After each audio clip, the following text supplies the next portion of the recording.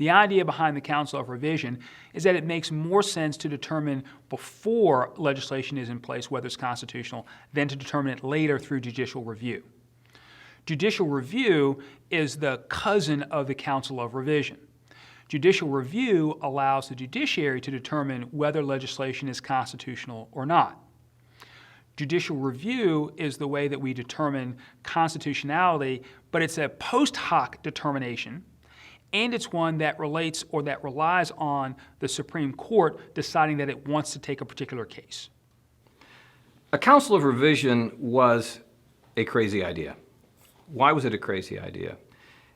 Because it violated a fundamental principle that existed throughout the rest of the Constitution that Madison had designed, and that's called separation of powers. The idea was essentially to have the executive gather together a few judges and have the judges look at recently passed legislation and say, is this constitutional, is it not, is it something that should be changed or should it not? Those are two essential different powers. In fact, those are really legislative powers. It was taking a legislative power and giving it to the executive and to the judiciary.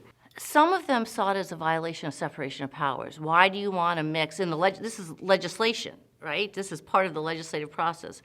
Why do you want to mix, the executive is bad enough for some of them, but then put the court in with the president?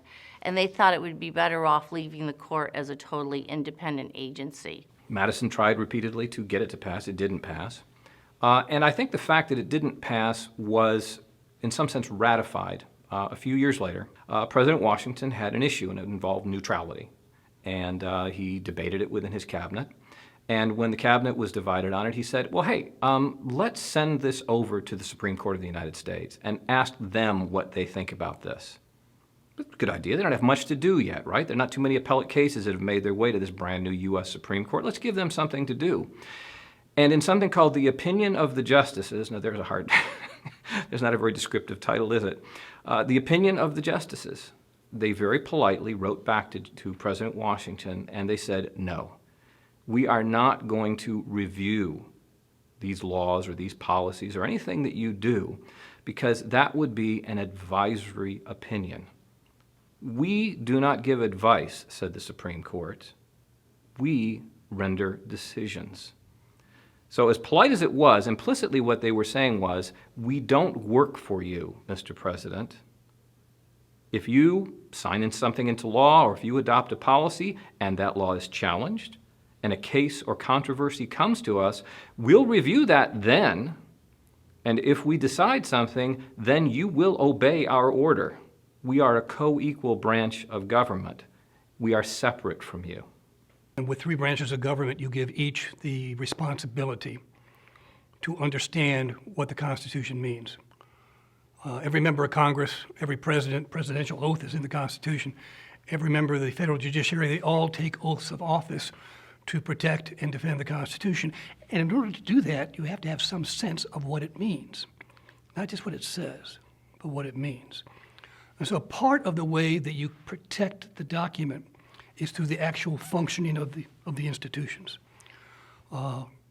Congress will write legislation, and a president might find what they write unconstitutional or question its constitutionality. That's the president's prerogative. He can veto and send it back. But the way it's evolved primarily is for the federal judiciary to resolve in final form issues of constitutionality. We call it judicial review. It's not in the Constitution. It's discussed on the periphery in the Federalist Papers. It's not called judicial review, but it happens pretty early on in Marbury versus Madison. And that is where the court decides whether a duly enacted statute by Congress is constitutional. And it's been a big part of our constitutional legacy ever since.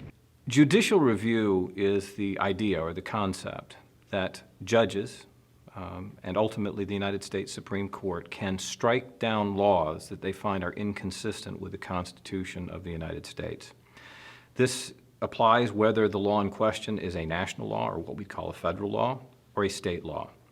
It's extremely important. It's extremely important on a number of levels because if that's not true, if there's not some body that can say this is the Constitution on the one hand, this is a law on the other, and the Constitution must rule, well then you don't really have a Constitution, do you? If the Constitution is going to be the highest law of the land, then there has to be somebody out there who says so and who protects the Constitution. In our system, that is the judges and ultimately the United States Supreme Court.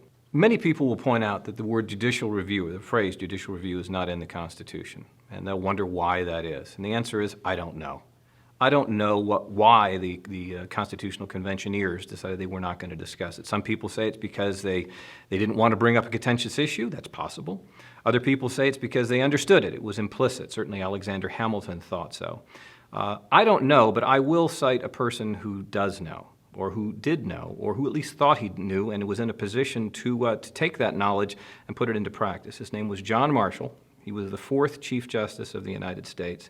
And when he was confronted with the issue of judicial review in the case of Marbury versus Madison in 1803, he said, and I quote, "It is emphatically the province and the duty of the judicial branch to say what the law is." Let me paraphrase that.